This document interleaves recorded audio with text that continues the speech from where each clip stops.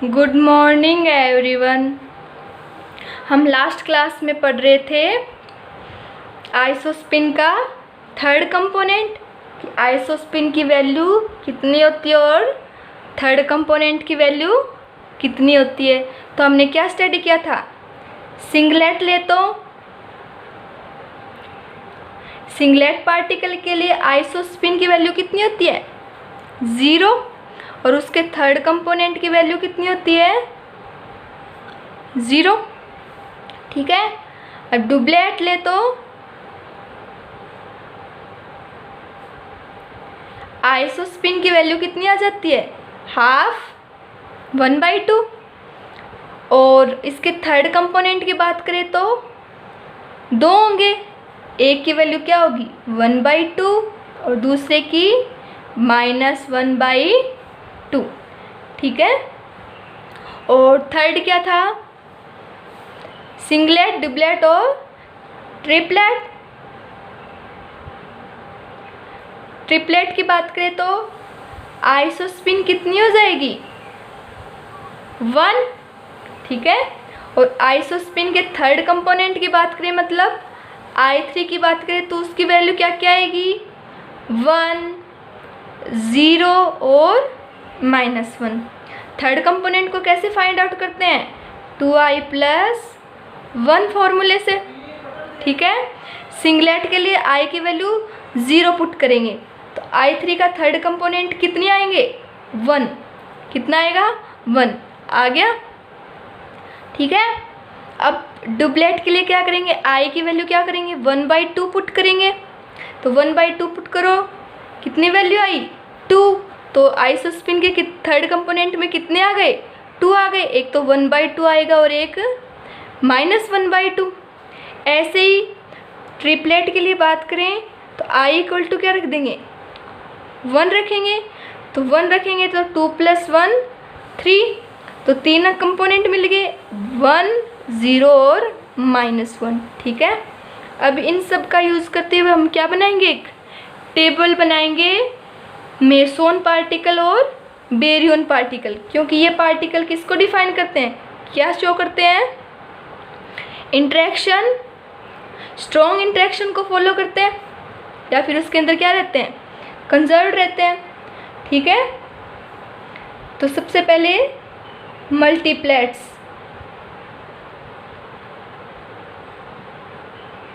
Table बनाओ। सबसे पहले क्या आ जाएगी, मल्टीप्लेट, फिर सेकंड पे आ जाएगा पार्टिकल। ठीक है। थर्ड पे आइसोस्पिन, जिसको किससे डिनोट करते हैं, I से। ठीक है। फिर third component of isospin,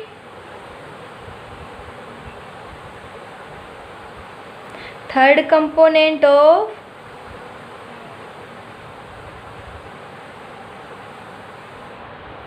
isospin. ठीक है। जिसको किससे डिनोट करते हैं, I3 से। ठीक है। सबसे पहले हम क्या लेंगे, सिंगलेट। कौन सा मल्टीप्लेट लेंगे, सिंगलेट।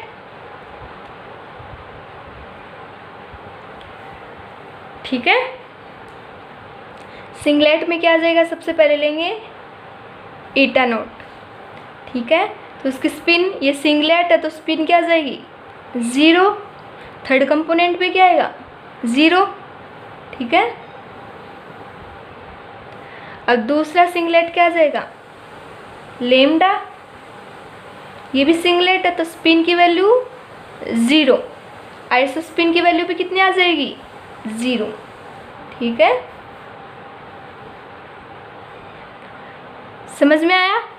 एक और हमने लिया था ओमेगा नोट, लेकिन हम किस किस के बारे में बात कर रहे हैं, खाली यहाँ पे मेसोन और बेरियन पार्टिकल्स के। ठीक है। अब सेकंड क्या आ जाएगा, डुप्लेट। ठीक है। तो डुप्लेट में कौन कौन सा था, कौन कौन से पेयर लिए थे? एक तो लिया था K पॉजिटिव, ठीक है, और उसके साथ क्या लिया था? K0, ये लिए थे, ठीक है।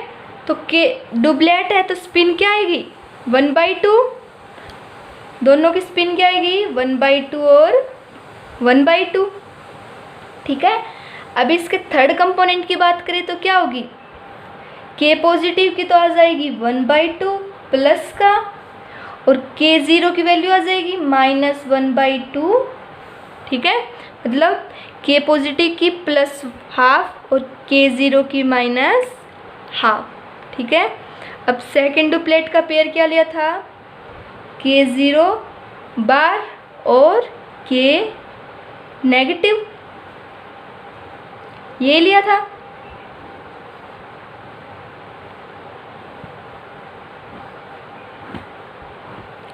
ठीक है। तो डुप्लेट है तो स्पिन क्या जाएगी? 1/2 और 1/2।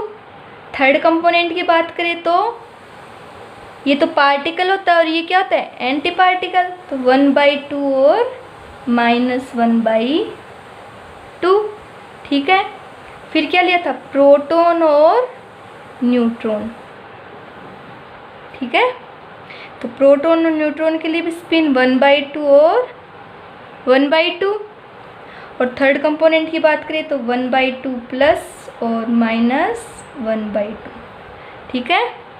ये टेबल पूरी तैयार करना और इसको याद भी करना, जाके आगे जो क्वेश्चन आप सोल्व करोगे उससे पता चल जाए कि ये रिएक्शन अलाउड है या फिर फॉरबिडन, उस चीज़ में इनका यूज़ होगा, ठीक है। नेक्स्ट देखो, Zi0 और Zi नेगेटिव, स्पिन आ जाएगी 1/2 और 1/2, ठीक है। आइसो स्पिन देखे तो +1/2 और -1/2, ठीक है। इतने आएंगे। ये तो क्या हो गए? डुप्लेट। अब हम किसकी बात करेंगे? नेक्स्ट क्या होगा? ट्रिपलेट। क्या होगा? ट्रिपलेट, ठीक है। ट्रिपलेट में सबसे पहले कौन से पार्टिकल ले लें? जैसे पायोन, पायोन क्या थे? ट्रिपलेट पार्टिकल थे। कौन कौन से होंगे? पाई पॉजिटिव, पाई0 और पाई नेगेटिव। ट्रिपलेट है तो स्पिन क्या होगी सब पार्टिकल की? 1। सब पार्टिकल की स्पिन क्या होगी? 1 होगी। तो रखो पाई पॉजिटिव की भी क्या होगी? 1, पाई0 की भी 1 और पाई नेगेटिव की भी क्या आएगी? 1, ठीक है। अब थर्ड कंपोनेंट की बात करें तो पाई पॉजिटिव का क्या आ जाएगा? इसके ऊपर चार्ज कितना है? +1, तो इसकी आ जाएगी प्लस की। इसके ऊपर 0 चार्ज है तो इस पे आ जाएगी 0। इस पे कितना चार्ज है? माइनस, तो ये क्या आ जाएगी? -1। जैसे इन पे देख लो, इस पे इसमें ये पार्टिकल माना जाता है और ये एंटी पार्टिकल माना जाता है, ठीक है। समझ में आया? ये तो किसके लिए आएगा? पायोन के लिए। अब एक और देखें ट्रिपलेट, तो कौन सा आ जाएगा? स्मेशन वाला या फिर सिग्मा वाला? मैं साइड में बना रही हूँ, ठीक है, यहाँ पे।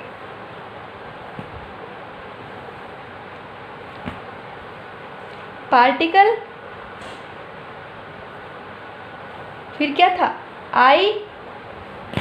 आइसोस्पिन और आइसोस्पिन का थर्ड कंपोनेंट। यहाँ पे क्या था? मल्टीप्लेट,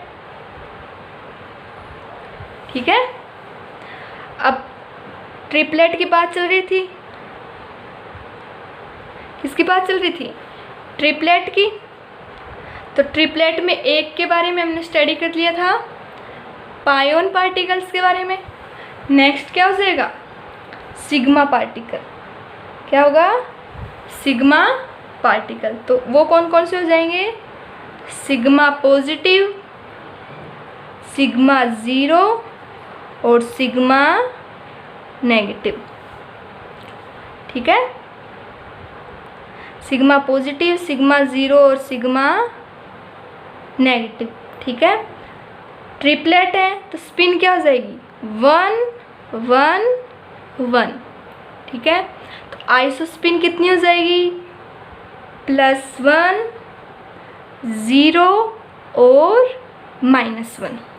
क्या होगी, +1 0 और -1।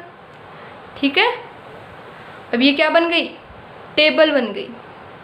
ठीक है, किसकी टेबल बन गई, ये पार्टिकल है, उनकी स्पिन कितनी होगी और आइसोस्पिन कितनी होगी। ठीक है, इसको याद करना है। ठीक है, ये हर चीज़ में यूज़ आती है। ठीक है, आगे अगर आप नेट वगैरह किसी चीज़ का एग्ज़ाम दोगे तो इससे रिलेटेड क्वेश्चन पूछे जाते हैं। समझ में आया। ठीक है, हमने बात कर ली इनकी वैल्यू की। अब किसके बारे में स्टडी करेंगे, अब हम स्टडी करेंगे कि कंजर्वेशन लॉ क्या होगा। आइसोस्पिन की जो मीनिंग है उसके बारे में तो हमने स्टडी कर लिया कि आइसोस्पिन का क्या मीनिंग होता है। अब हम किसके बारे में स्टडी करेंगे कि आइसोस्पिन का जो कंजर्वेशन लॉ होता है वो क्या होता है। नेक्स्ट टॉपिक क्या जाएगा, कंजर्वेशन लॉ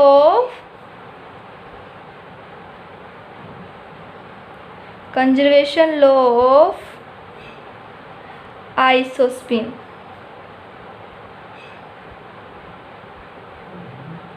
ठीक है,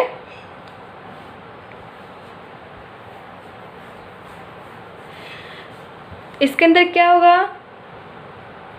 कंजर्वेशन ऑफ आइसोस्पिन मतलब इसका मतलब ये है कि जो fundamental particle strong interaction process में पार्टिसिपेट करते हैं या फिर स्ट्रॉन्ग इंटरेक्शन प्रोसेस शो करते हैं, उसके अंदर आइसोस्पिन क्या रहती है, कंजर्व्ड रहती है।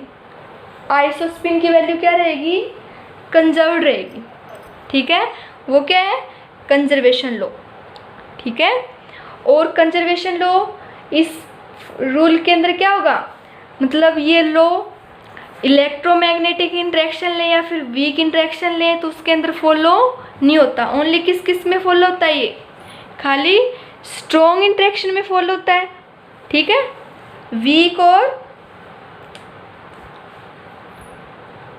इलेक्ट्रोमैग्नेटिक इंटरेक्शन में फॉलो नहीं होता, इसीलिए इसको क्या बोलते हैं, अप्रोक्सीमेट कंजर्वेशन लॉ। क्या बोलते हैं, अप्रोक्सीमेट कंजर्वेशन लॉ। अगर चारों में फॉलो हो जाता तब तो क्या बोलते थे इसको, एग्जैक्ट। लेकिन ये खाली स्ट्रॉन्ग इंटरेक्शन में फॉलो होता है, अदर इलेक्ट्रोमैग्नेटिक और वीक इंटरेक्शन में फॉलो नहीं होता, इसीलिए इसको क्या बोल देते हैं, अप्रोक्सीमेट कंजर्वेशन लॉ। ठीक है, अप्रोक्सीमेट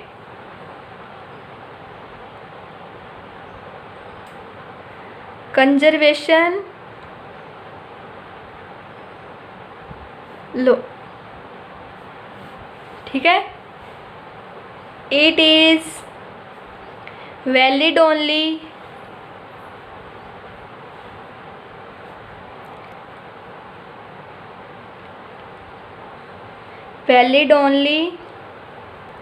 in strong interaction